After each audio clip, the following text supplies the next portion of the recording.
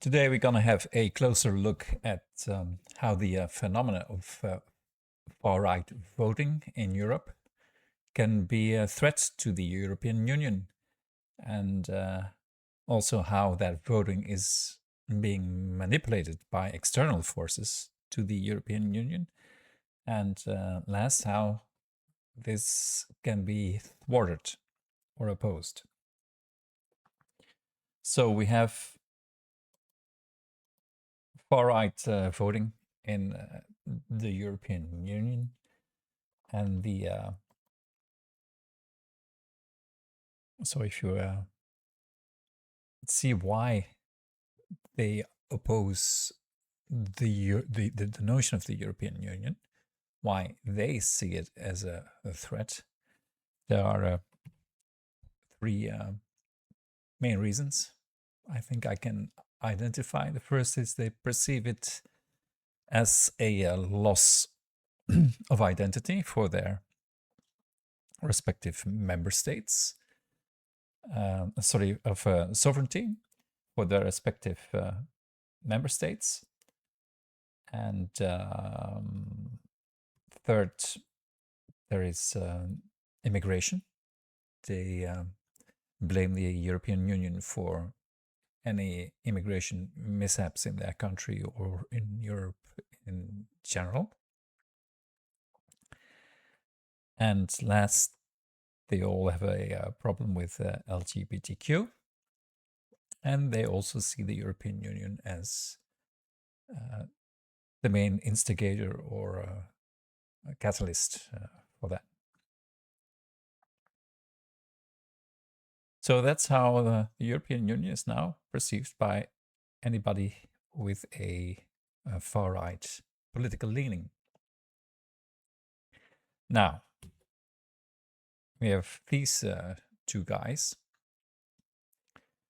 Trump and Putin, and we know by now that a lot of their goals are aligned. And with regard to Europe, their goals are also aligned, and that is this. They want to see an end to the European Union. But it's not what you think. It's not what they want the far right to know. So let's come back to that later. But let's first have a look at their respective motivations. First, Trump. It's this. So Trump, or perhaps I should say the people behind him, because Trump himself is basically an empty vessel ideologically, and perhaps even at the level of his intelligence or whatever. There's only two things that seem to motivate him. Is personal wealth, how he can enrich himself, and how he's perceived by people, so that he's the biggest and the greatest. So these are really the two drivers for Trump.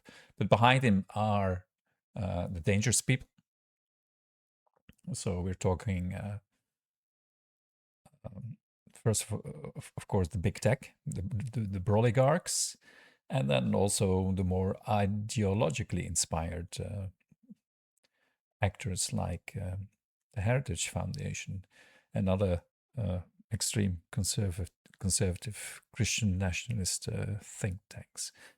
But for this, it's also big corporate America that is no doubt behind Trump for this, because the European Union represents a threat to American corporates and big tech, because it has one of the most extensive consumer, labor, and environmental regulations in the world. And that pertains to all member states.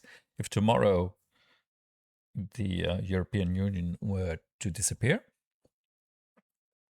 then you would have all these individual member states that can be, like it used to be, can be played out against each other by big American corporates.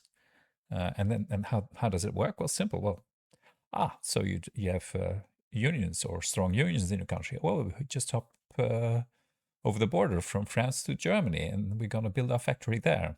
What do you offer us? Gonna relax your labor unions? The same for consumer rules. If that's just per country, they can impose with the weapon of employment and investment. They can impose basically their own law, and that would again be possible, like it used to be 50 years ago or so, when there was no European Union, or the vestiges of the European Union didn't exist yet. Um, so that's how it used to be, and big tech, so social media, um, they have the same problem. Too much regulation, which, by the way, right now in the United States, whatever was left is being torn down systematically by the Trump administration. So they are having their Goldilocks environment now in the United States, and they would like to see that in Europe as well, because Europe is an enormous consumer market, despite all the disparaging comments from the U.S. State Department about Europe being in decline and an regional or a civilizational erasure risk. It's still 450 million consumers with a GDP per capita which is comparable to that of the United States. So they want that market, but they want to play. They don't want a unified market to rest. They want it to be chipped up in bite-sized pieces. So that's the motivation for the Trump administration to get rid of the European Union. It's nothing to do with military or whatever. Now, for the other guy, for Putin, his motivations are: if there's no more European Union, there's no more sanctioning power. So the sanctioning power on two levels. First, for the fuel, the income of Russia. Europe is its easiest market. It's the easiest way to transport the fuel to Europe. It doesn't cost much, so it's the natural customer. If there's no more European Union, the sanction thing, if Putin wants to play emperor again in one of his border states, bordering in his neighbors, against his neighbors, like Ukraine. If there's no more European Union, there's no more sanctions, and not only against fuel, but also what they do with the money, because it's basically a mob with nukes. That's what it is, Russia. So it's not only Putin, but all the oligarchs in the true sense of the word. During wintertime, their playground is Dubai and the Caribbean. But in summer, it's 50 degrees in Dubai, and the Caribbean is you're eaten by mosquitoes. So they want to come to the European Mediterranean, to France and stuff, and Spain and Sardinia and Italy. And so it's a playground, and all their private luxury assets have to be there, and also their kids go to school there and stuff like that. So when the European Union disappears, it's the same story. Then Russia can play France against Italy, or against Spain, or okay, then we will move with our money to the other country. But not so when there is a European Union. And of course, an added bonus, if the European Union dissolves, it's much that any support, the support of the individual states, the combined support of the individual states to Ukraine will be much, much less than what is now going from Europe to Ukraine in financial support. That's unmistakable. Not talking military here. It's just a story for his far right that Europe is a military force and NATO and stuff. No, it's this. That's the only reason. Now, how do they want to achieve this? Well, there are friends of the far right in Europe. Because remember, immigration, and the gay thing, and then the loss of national sovereignty. They influence the far right on these three topics, and they do that using social media, which is incidentally all US owned. Not saying that these social media support this influencing, but it's outside of the control of the European Union. And we'll see later what can be done about that. But so you just pick on those three. You're losing your sovereignty.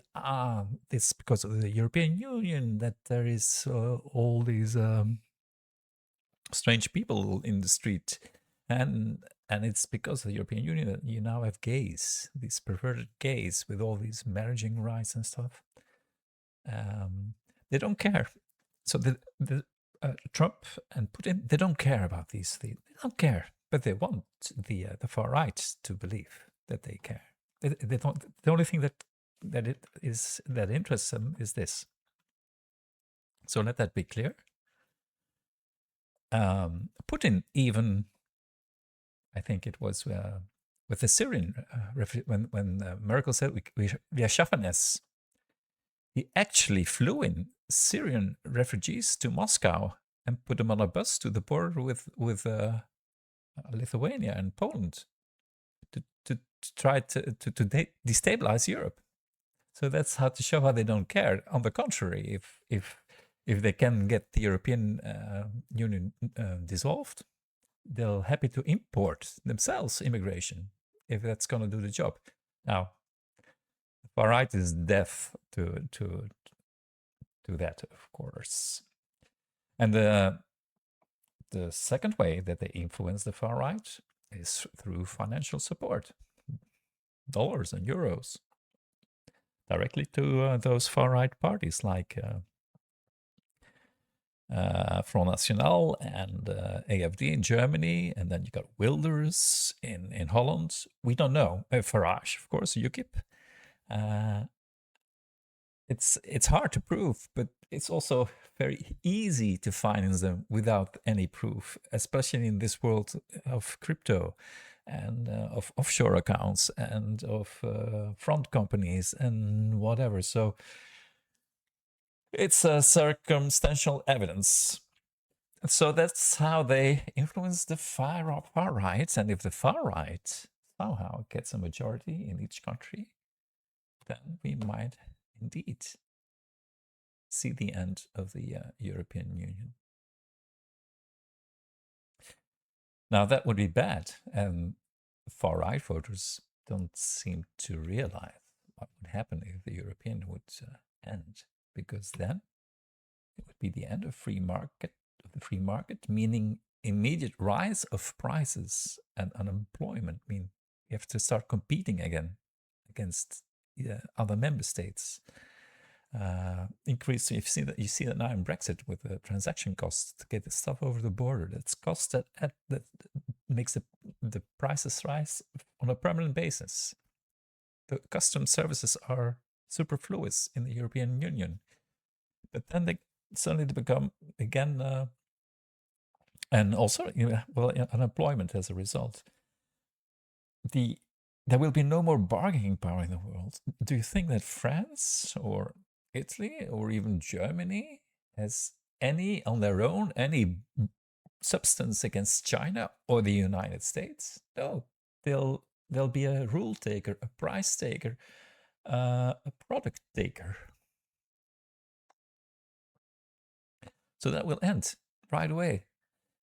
And also all your consumer labor and far rights themselves, it's a bit the same like MAGA that votes for Trump in the United States. They don't have a clue how they are protected or what benefits they have because of the European Union. And why because of the European Union? Because that wouldn't be possible because it's imposed on a European level. So countries, member states can compete against each other with we have stricter consumer rules, or we have stricter labor rules, or we have stricter environmental rules. But once the European Union is gone, that will all drop to the levels, competed down levels. And of course, education, science, and innovation, a lot of that is now organized on a European level, producing enormous or allowing enormous economies of scale. That will be gone too. Now, what is the way to tackle this? First, of course, that influence part, social media, which are American. I mean, it's not. This is not against American social media, but that's the reality. They are American, and in Europe, we now have the Digital Services Act, which came into full force this year. It's not directed against social media. It's or big tech or America because they are American. It's in general.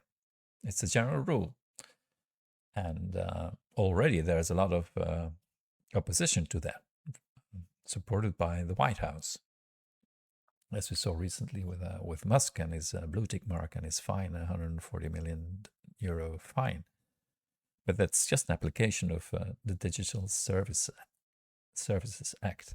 And I would even add, I'm going to do that now, some more rules like you're obliged to show the country of origin of the post. And you can see that post that looks like it's an American post, that it's actually made in Bulgaria or in Russia. Or and also the AI images. The other day I saw a video of all these luxury cars in Monaco, and they all had Ukrainian number license plates. It was AI, but it's so it only had to change the little flag on. There was already the flag or the entire plate. That's child play for AI, and it was just a real video. And somebody said, "Okay, replace all the," and that goes around, and that stuff.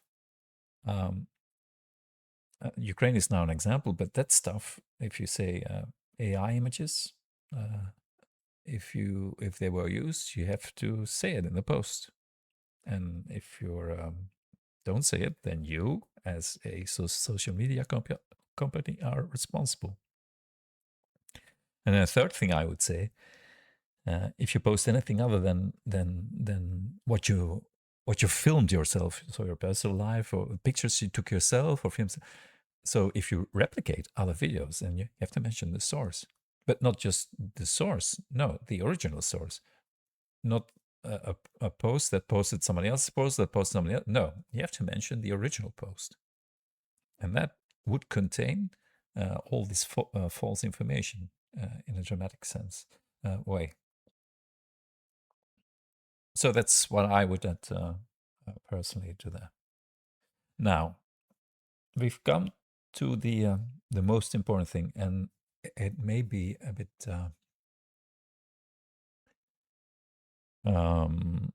delicate to talk about this. If we go back to these 3 points,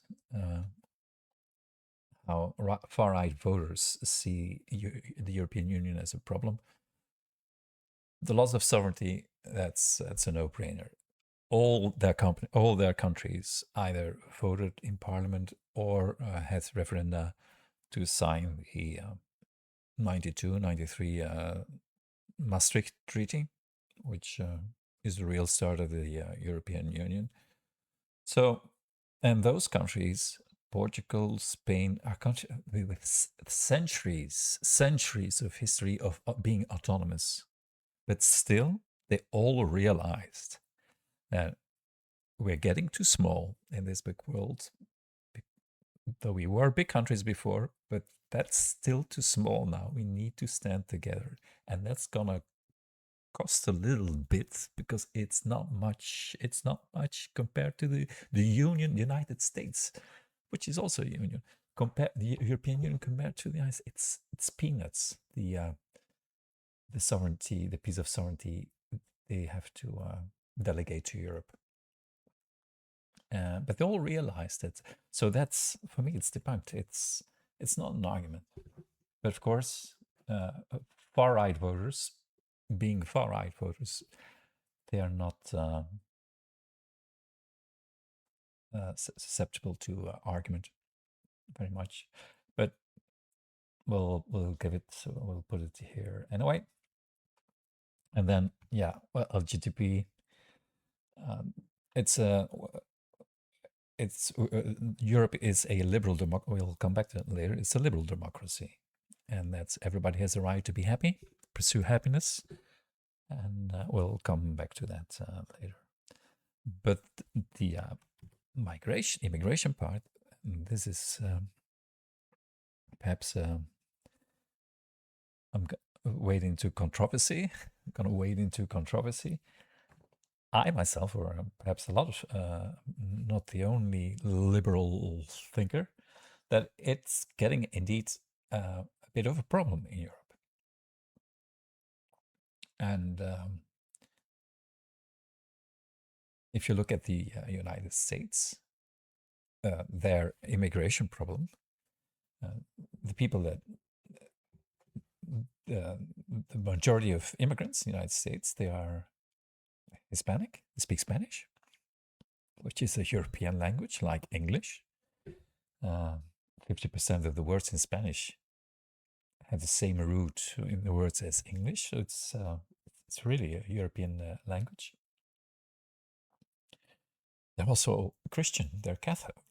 But they're Christian, and they have nice music and nice alcohol, tequila, and still America seems to be so racist that even that is a problem. But in Europe, the people, the larger part of immigrants, have a culture which is completely alien to Europe, and well, Muslim culture, and so both the religion and the language also is entirely alien to, and the culture that comes with it. Hence, also, so the far right may have a point there, perhaps for the wrong reasons, for the racist reasons. But I'm gonna explain you an argument that is not racist, and we'll do that. We'll do that now. So first, a word on what we have in Europe.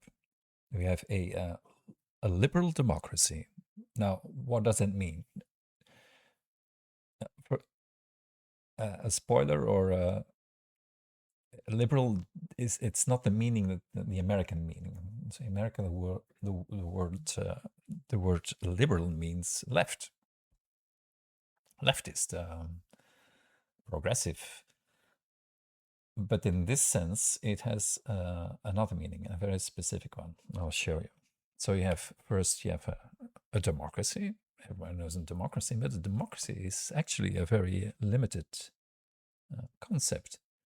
It's just controlled by the people. Demos and democracia. So as soon as you have elections, you basically have a democracy. And a lot of what we in the West would consider authoritarian countries in the world do have elections. So they are, and some of them even have the title democratic in their name. So it's a necessary condition, but not a sufficient condition, a democracy for what we want to achieve in Europe for the past century or 2 centuries. And that's a liberal democracy. And liberal means, with regard to democracy, first and foremost, those elections, they have to be free and fair. And free, so it's like the vote should be anonymous. And there should be no soldiers watching over your shoulder what your choice is. And fair, the media should not be owned by one party, so that everybody has a chance um, to announce their political agenda for a political party. So that's one of the hallmarks of free and fair elections, a few of the hallmarks. And then there's separation of powers between the legislative, the executive, and the judiciary. That's also integral part of liberal democracy. And then the rule of law. The rule of law is that, what does that mean? It means that once there is a law, it applies the same to everybody. It's not it applies to you, but not to me. No, it should be universally applicable. And also not easily changeable to apply to one entity or person and not to another. So with the whole thing of approval in a parliament and stuff like that. And then there is non-discrimination and civil liberties. And those two, perhaps we can change something about that to thwart the threat of the far right in the European Union. And I show you. First, non-discrimination. So typically in a liberal democracy, you have things like this. So first discrimination you think about is race, of course, so ethnicity. So really your skin color, but it's of course not only your skin color, it's also your nose, your lips, your bones, or your hair. So it's wider than skin color. But anyway, race, ethnicity. It's illegal to discriminate against that attribute, ethnicity. Sexual orientation. That means if you're gay or not. So do you like the same sex? Are you attracted to the same sex or not? And also hold the trans and all the possible combinations. I'm not an expert in that, but I can imagine there are a lot of permutations. And then there is gender. So your sex, male or female, and or in between, male or female in between.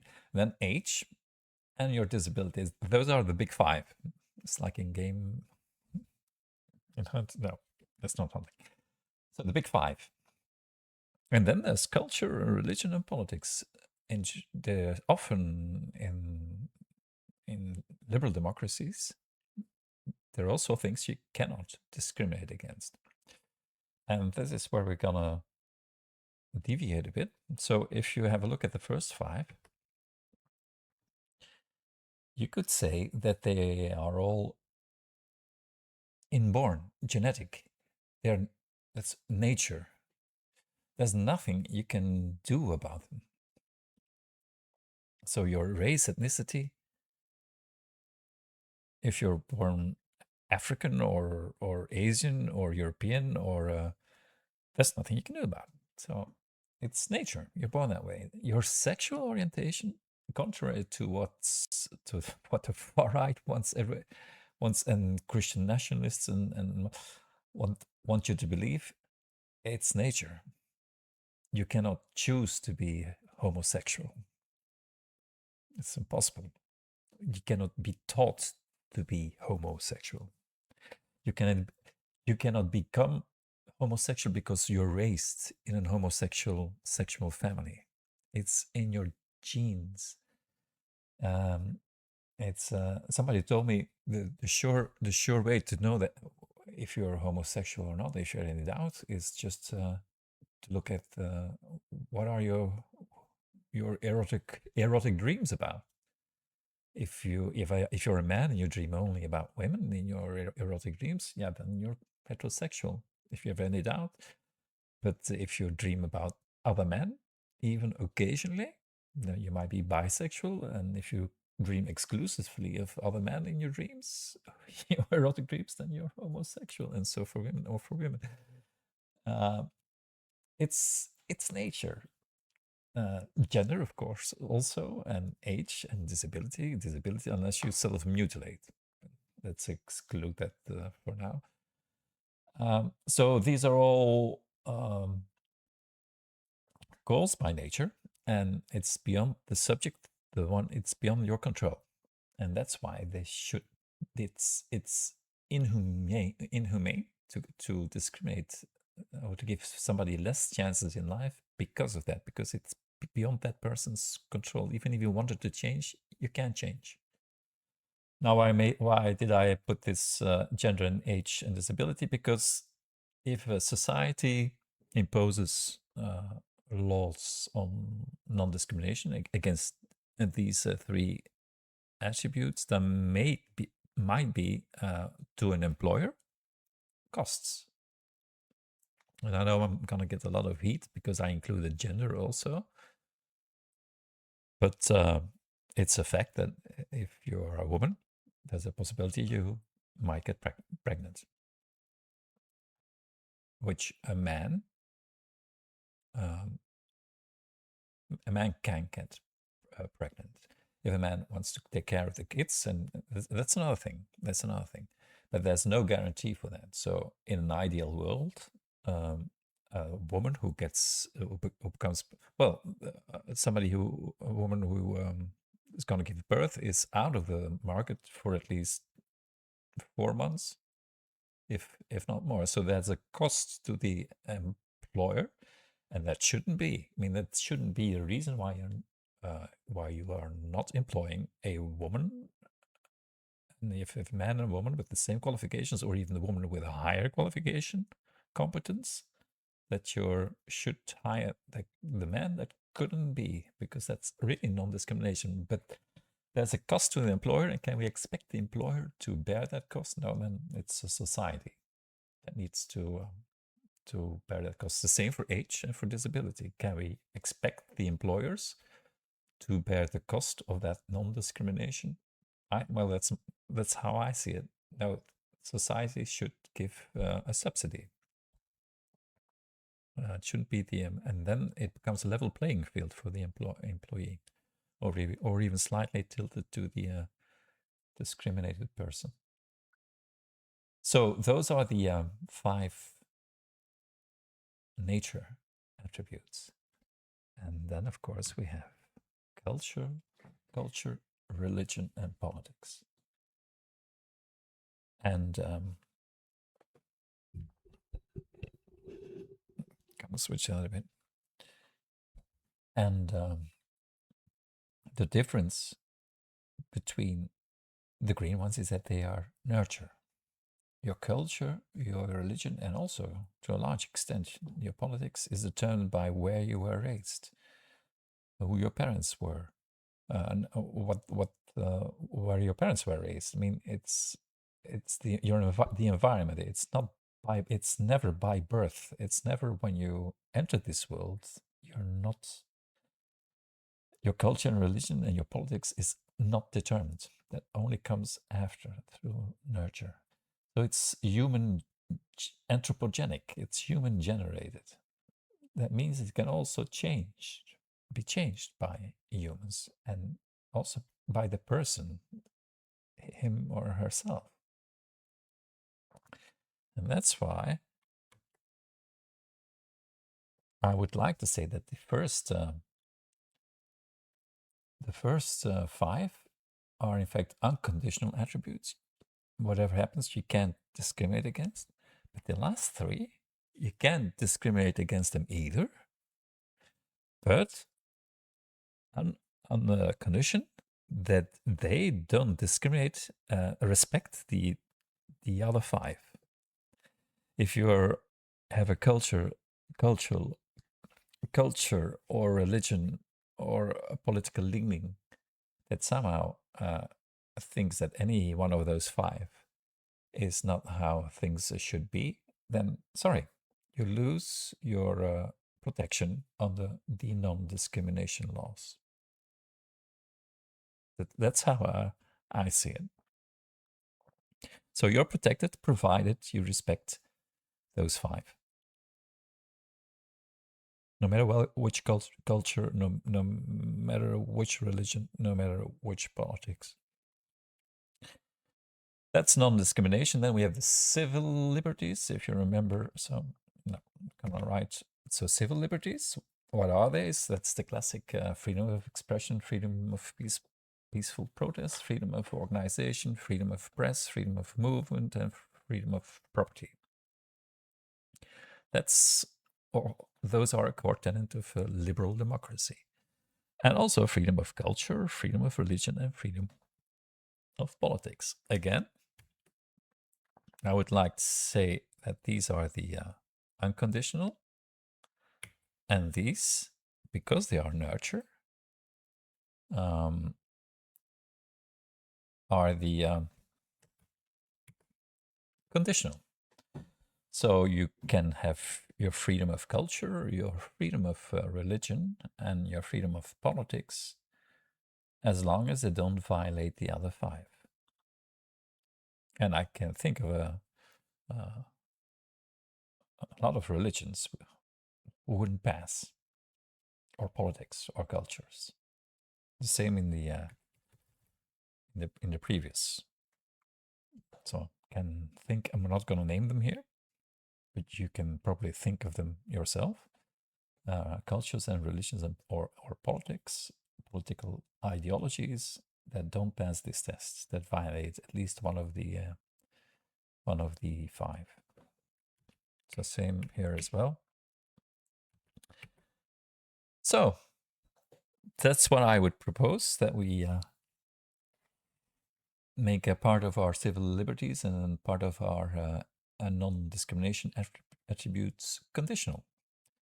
You are protected on the condition that you respect the other attributes. Now, this may sound a bit fly in the face of liberal, or what we are used to, liberal democracy, but this guy, Karl Popper, he was an Austrian British scholar, philosophical, and also science, philosophical science scholar. But one of his main achievements was he observed the rise of Adolf Hitler in Germany, and he saw how Hitler used democracy, the rules of democracy, to get to power, and in the end abolish democracy. And he said, well, that's a bit a sucker punch to democracy. So they just allow somebody to destroy democracy, allow somebody in, give them rights to destroy democracy. And he came up with the notion of something called the paradox of tolerance. And by this he meant sometimes democracy has to be intolerant to certain ideologies, cultures, religions who oppose democracy. Yeah, just to safeguard democracy. And that's what I said about these civil liberties and these anti-discrimination attributes, to limit that to a conditional part and an unconditional part, is a bit applying the paradox of tolerance of Karl Popper. Great mind. Now, as to immigration, remember it was a red square in for the far right. How can we make that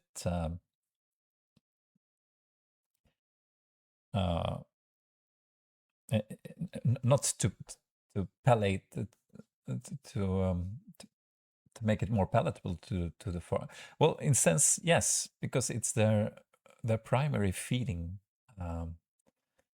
source for their anger and for that. But as I said, there's a point to it because of all the other things I just explained to you about anti-discrimination and about civil liberties, and perhaps our immigration policy should be geared to keeping immigrants who correspond to a profile that they are likely to not respect those green, everything that was green, to not allow them. But first, one thing we might do is centralize non-birth citizenship attribution. So not right now, every European country, every member state has the authority to grant citizenship to non-born. If you're born, of course, to parents or then. But so for immigrants, it's up to each member state individually right now, and that's a huge weakness to immigration, to giving to having a tool against or for controlling immigration. If you can't control that, so if that could be centralized on a European level, so granting citizenship to immigrants. Also, these countries often have golden passports systems in place where they grant rich people, which are often not ethically the kind of people Europe really wants as citizen, even if they bring in a lot of money, which is that money is often a one-time lump sum, and then it's finished, and then they're in. And they can do their devious things of same way as they earned their money before outside the European Union. So that's a very bad thing. And then expand border control of which now it's not Frontex organizes the border control is still member states thing. So that's far right. It doesn't even realize it. We don't Europe doesn't have a federal police. We don't have an FBI. So all the people that are complaining that the US is free states are far less free. Member states in the Union of the United States than in the Union of the European Union, far less, innumerably less free. FBI's is a good example. Europe doesn't have an FBI, so perhaps there should be some kind of European force that checks not only the borders but also, and I don't want to refer to ICE, a force that can on the national territories cross-border trace illegal immigrants, and then a proper admission procedure based on the Popper principle. And what does that mean? Well, it's simple. You got your application, and the first check is whether your the culture where you come from, the religion you have, or your political background. Is it compatible with those green attributes in the non-discrimination and in the civil liberties? All these points. Is there a conflict? If there is, yeah, then it's anti-liberal nurture, and your application is rejected. If there's no conflict, then you will still need to go to an economic prove that you have economic motivation, that you don't have economic motivation, that it's political. If there is economic motivation, if it's yes, yeah, then it's rejected as well. And if there's no economic motivation, then you're ready to enter the asylum system. So that's a bit the idea. The popper part is, of course, only this, not this. That's the popper check, if you want. And mind you, that's not to people from the third world or Africa. That's also to anyone who comes in with a proven political ideology that doesn't comply with liberal democracy. We have a right to reject, and we will reject. So that includes far right, in fact. Any racist, anybody who is obviously racist, you won't enter, because that's one of the 5 tenets of non-discrimination. But anyone who has a problem with LGBTQ, and there are certain religions in the world that institutionally have a problem with that, won't enter, can't enter, popper. So, hopefully that was helpful and perhaps a bit controversial, even to myself. But that's no surprise, because that's actually Popper speaking for, and Popper himself was one of the most liberal, anti-fascist political scientists you can imagine, political scholars. Perhaps this is a tool to think over, and if not entirely, then perhaps parts of that. And hope this was helpful, and see you next time.